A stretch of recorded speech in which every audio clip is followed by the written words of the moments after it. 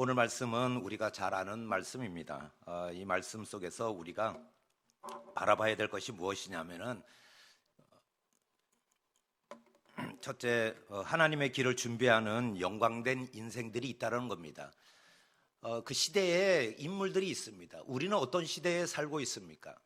우리는 지금 코로나의 시대를 살고 있습니다. 우리 자손들 중에는 아마 코로나가 종식되고 내년에 종식되면은 그 이후에 태어나는 그런 우리의 자녀들이라든가 우리의 손주들이라든가 이런 아이들은 아마 코로나 시대를 모를 수도 있습니다. 그러나 우리가 코로나 시대에 살고 있었고 우리가 경험하는 이 시대, 각 시대마다 그리고 또한 하나님의 나라와 또 교회를 위해서 쓰임받는 그런 인물들이 있었다는 것이죠. 먼저 우리가 볼 수 있는 것은 마가복음 1장 3절 말씀처럼 광야에 외치는 자의 소리가 있어 이르되 너희는 주의 길을 준비하라 그의 오실 길을 곧게 하라. 세례 요한도 예수님이 오시기 전에 그의 길을 곧게 하기 위해서, 그래서 세례 요한은 예수님의 오심을 준비하면서 하나님께 그리고 하나님의 영광을 위해서 쓰임받았던 인생 중에 한 분이죠. 우리가 이렇듯 세례 요한, 또 한 분은 오순절 날이 이름에 그들이 다 같이 한 곳에 모였더니 사도행전 2장 1절 말씀에 우리 마가의 다락방에 모여있던 120명의 성도들을 우리가 생각해 볼 수 있습니다. 기도하며 기다리라고 했습니다. 내가 너희에게 영을 보내주리니 그 보혜사 영을 기다리라. 그럴 때 120명의 성도들이 마가의 다락방에서 오로지 기도에 힘썼다고 이야기하고 있습니다. 그렇게 쓰임받았다는 겁니다. 또한 우리가 또 볼 수 있는 것은 바나바가 있습니다. 바나바가 사울을 찾으려 다소에 가서 만남에 안디옥에 데리고 와서 둘이 교회를 1년간 모여 있어 큰 무리를 가르쳤고 이렇게 말씀하고 있습니다. 사도 바울이 다메섹 도상에서 예수 그리스도를 만났을 때 사도 바울이 바로 예수님의 사역을 감당했던 것이 아닙니다. 사도 바울이 또한 변화되고 또한 예수 그리스도를 인격적으로 만나는 그 시간들을 통해서 많은 사람들이 사도 바울을 믿지 못했죠. 사울이 어떻게 예수님을 믿는 사람이 되겠느냐. 그 핍박하는 자가 그렇게 성도들을 벌벌 떨게 만들었던 그 사울이 어떻게 회심했다고 우리가 믿겠냐 이럴 때, 그러나 이 바나바가 찾아가서 사울을 다시 불러옵니다. 그리고 바나바가 있었기에 사도 바울이라는 그런 위대한 인물이 나올 수 있었다는 것이죠. 이렇게 우리가 볼 때 마틴 루터도 있었고 어거스틴도 있었고 그 시대마다 우리 교단에 또한 맥퍼슨 여사도 있었고 이렇듯이 그 시대에 필요한 하나님의 길을 닦으며 하나님의 영광을 드러내는 그런 영광된 인생들이 있었다는 것이죠. 우리는 어떤 인생들입니까? 성가대에 와서 늘 이렇게 찬양하는 우리 성가대를 보면서 이것이 사명 아니겠습니까? 예배가 사명이 되어야 되는 겁니다. 우리의 기도가 사명이 되어야 되는 겁니다. 우리의 예배가 사명이 될 때 하나님께서 영광 받으시는 거죠.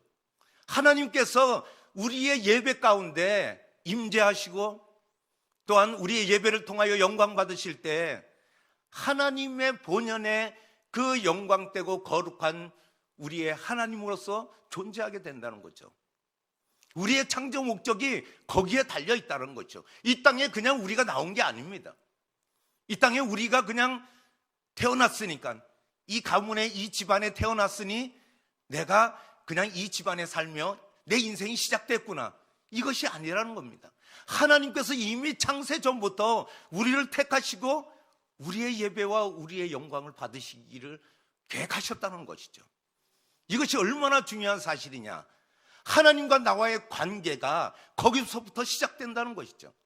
하나님의 영광을 드러내는 우리의 모습, 이것이 우리가 존재하는 목적이며 또 하나님이 기뻐하시는 일이라는 것이죠. 교회를 위해서 쓰임받을 때 각자의 직분에 따라서 또한 각자의 그 남전도회, 여전도회, 권사회, 안수집사회, 이런 우리의 그 소속된 공동체를 통해서 나의 역할이 있다는 것입니다. 그때 오늘 본문에 나오는 마리아도 마찬가지입니다. 이 마리아가 어떻게 쓰임받았는가? 마가복음 14장 9절 말씀에는 이렇게 이야기하고 있습니다. 내가 진실로 너에게 이르노니 온 천하에 어디서든지 복음이 전파되는 곳에는 이 여자가 행한 일도 말하여 그를 기억하리라 하시니라. 이 마리아가 행한 일을 기억하라는 거죠. 하나님께서 기억하다라는 이 단어는 하나님에 속한 단어이고, 하나님이 기억한다는 건 영원이라는 거예요. 영원. 하나님의 기억하신다라는 이 단어 속에는 하나님이 가지고 있는, 우리를 예배하고 우리가 기도하고 우리가 하나님께 찬양할 때 우리의 모습을 하나님이 영원히 기억하신다는 것은 하나님께서 우리의 찬양을 잊지 않으시고 우리의 기도 들으시고 우리의 예배를 기뻐 받으시는 줄 믿습니다. 마리아도 그랬다는 것입니다. 그래서 그를 기억하리라. 복음이 전파되는 곳마다. 같은 연결되는 이 공간복음의 마가복음이나 마태복음에서는 이렇게 이야기하고 있습니다. 물론 요한복음에는 나와 있지 않지만은 복음이 전파되는 곳에는 이 여자가 행한 일도 말하여 그를 기억하리라. 이것이 바로 하나님께서 우리에게 영광 받으실 때 우리가 어떻게 쓰임 받는가, 우리가 하나님께 어떤 존재인가를 우리가 잘 알 수 있습니다. 세상 사람들은 그냥 인생 흘러가는 거지, 내 주어진 인생 이 시간이면 끝이지 이렇게 생각할 수 있지만은 목적이 없다는 거죠. 인생의 종착역이 어디입니까? 우리의 인생이 무엇 때문에 존재하냐, 이것을 명확하게 우리가 가슴에 새기는 우리 모든 옛들 성도님 되시기를 축복드립니다. 그럼 마리아가 어떻게 예수님의 십자가 사역을 위해서 준비된 그런 영광을 얻었는가? 이것을 보겠습니다. 첫 번째, 자기 자신을 깨트렸다는 겁니다.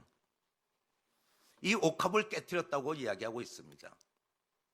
이 향유가 담겨진 옥합은 340g 정도 되는 이 무게를 가진 이 향유인데, 아마 도자기로 봉해져서 그것이 향에 날아가지 않게 딱 밀봉되어 있던 그런 옥합입니다.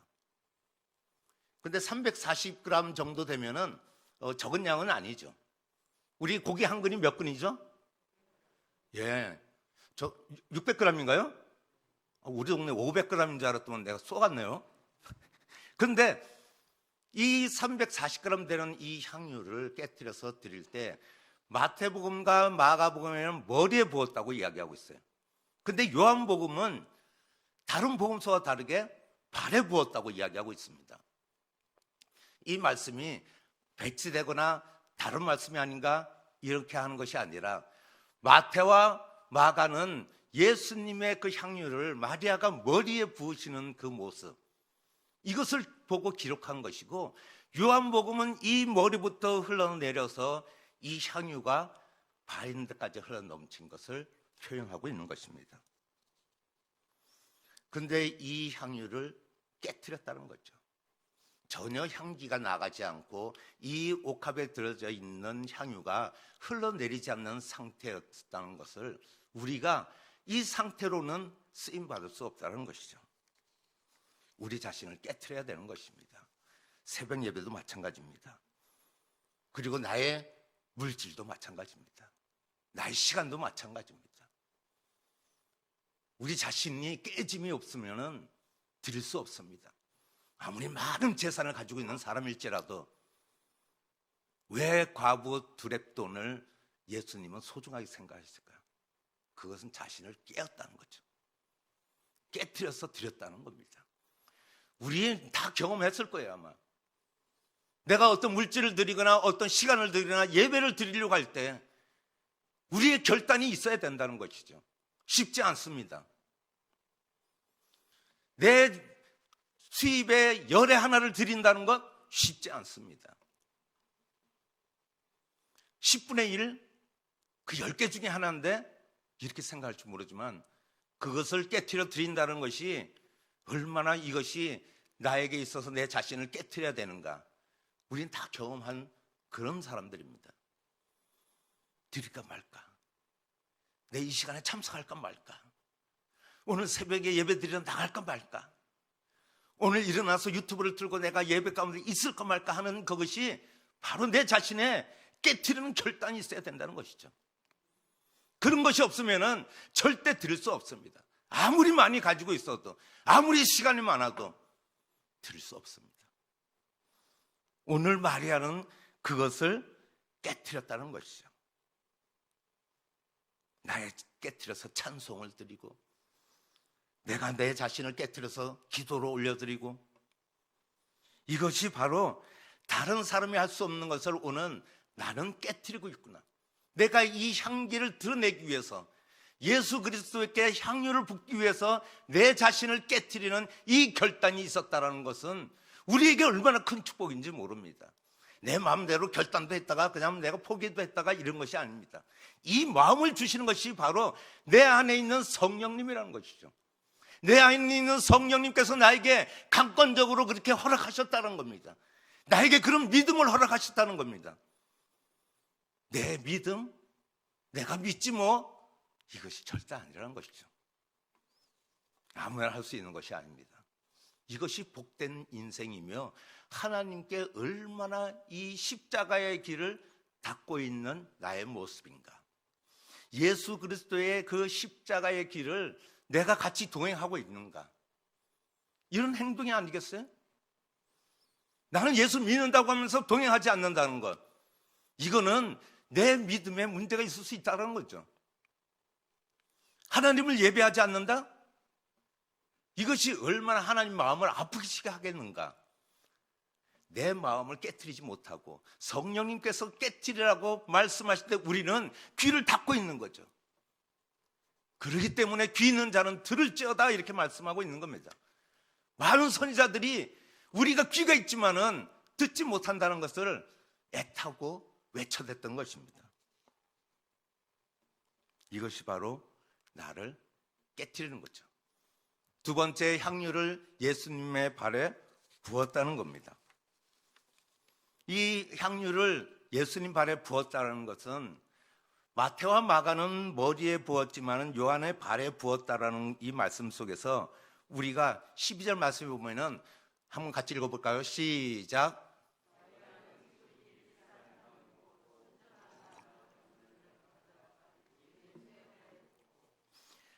예수님의 발에 붓고 마리아는 자기 자신의 생명을 십자가의 길을 걸어가시는 예수님께 이 향유를 부어드리는 이런 모습을 지금 오늘 기록하고 있는 겁니다.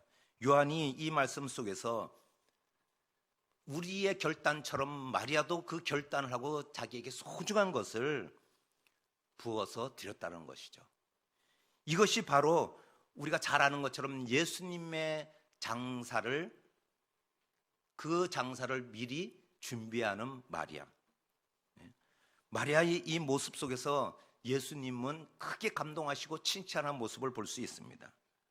향유를 발에 붓고, 여기서 표현을 보면은 뭐라고 이야기하냐면은, 그리고 또 본문의 말씀에 보면은 머리털로 이걸 닦았다고 그러는 겁니다. 우리가 어떤 순종하고 그리고 발에 부으면서 이 향유를 발에 부을 때 이 예수님을 향한 이 마리아가 내가 절대 복종하고 순종하겠다. 그렇기 때문에 마리아가 머리털로 닦으면서 예수님의 발과 우리의 머리, 우리가 가장 기분 나쁠 때가 언제냐면은 머리를 맞을 때예요.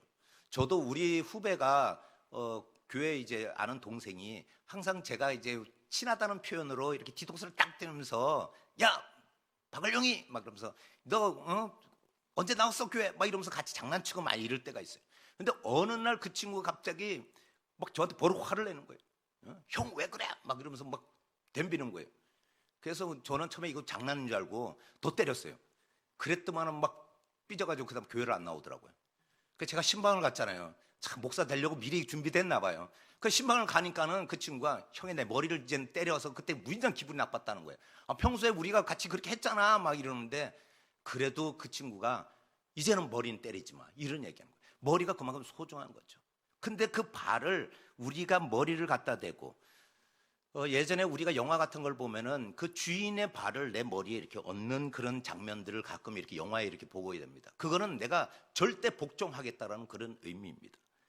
발에 부었다는 것은 우리가 순종하고 내가 예수 그리스도 발에 내가 절대 복종하는, 예수님이 발자취가 있는 곳이면 우리가 가라면 가고 그곳에 멈춰서라면 서 있어야 되는 것이죠. 우리가 그곳에 필요하다면 하나님께서 보내시고 예수 그리스도가 우리를 필요로 한다면 우리는 절대 순종으로 거기에 가 있어야 된다는 거예요. 이것이 발이 의미하는 거예요. 다른 마태와 마가는 머리에 부었다고 하지만 요한의 마음을 읽을 수가 있겠더라고요. 왜 발에 부었다고 표현했을까? 그 향유가 머리부터 흘러내려서 발에 흘러내린 그것을 보고 발에 부었다고 요한은 표현했을까?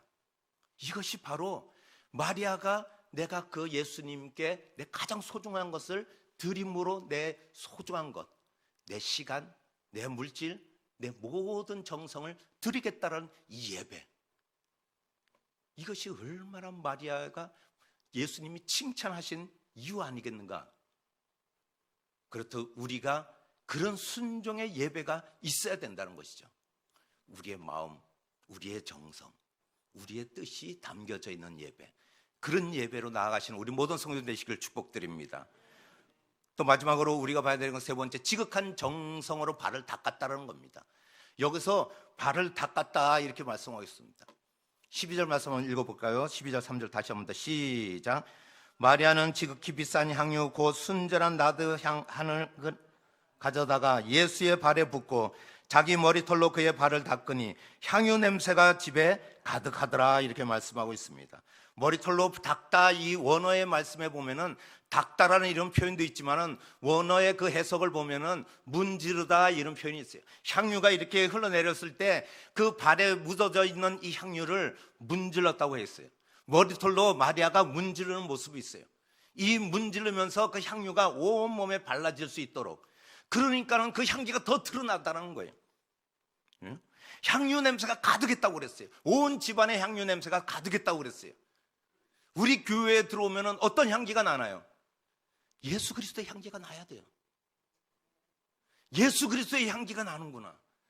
우리가 오면 함께 기뻐하고 인사하잖아요. 예? 우리 담임 목사님이 이렇게 다니면서 인사하고, 예? 또 우리 서로 만나면 인사하고 반갑게 하고, 이것이 바로 그리스도의 향기라는 거예요. 이 향유 냄새가 가득한 그 집안을 상상해 보세요. 우리가 세상에 나가서도 우리가 그리스도의 향기를 드러내야 되는 거죠. 우리가 그리스도의 향기가 나타나야 되는 거예요. 야, 저 사람은 지나갈 때마다 예수의 향기가 나. 정말 예수 믿는 사람이야. 저 사람은 정말 교회 다녀? 역시 그랬구나. 이런 이야기가 나와야 된다는 것이죠. 지극한 사랑의 정성, 이웃사랑, 이웃들이 인정하는 그런 믿음, 이것이 바로 오늘 마리아가 보여주고 있는 이 정성을 들여 예수님의 발을 머리털로 닦으며 그 향유를 발라주는 모습, 이것이 참된 예배라는 겁니다. 진정한 예배는 그리스도의 향기가 있어야 되는 겁니다. 마음과 정성을 드리는 참된 예배가 되는 것이죠. 내가 예배를 드릴 때 내 삶을 돌이켜보고 회개가 있어야 되고, 또한 하나님께 눈물 흘리며 자복하는 우리의 기도가 있어야 되고, 또한 예배로 나아갈 때 내가 형제와 다툼이 있다면 내가 그것을 예배의 자리를 내려놓고 화해하고 와서 우리가 다시 우리가 하나님께 예물을 드리고 하나님께 나아가는 그런 예배자로 나가야 될 줄 믿습니다. 사도 바울은 고린도후서 2장 말씀에 보면 우리는 구원받은 자들에게나 망하는 자들에게나 하나님 앞에서 그리스도의 향기니 이렇게 말씀하고 있습니다. 우리는 그리스도의 향기입니다. 오늘도 그리스도의 향기를 드러내며 하나님의 영광된 길을 닦으시는 우리 모든 옛들 성도님 되시기를 예수님의 이름으로 축복드립니다. 예수님의 이름으로 축복드립니다. 기도하시겠습니다.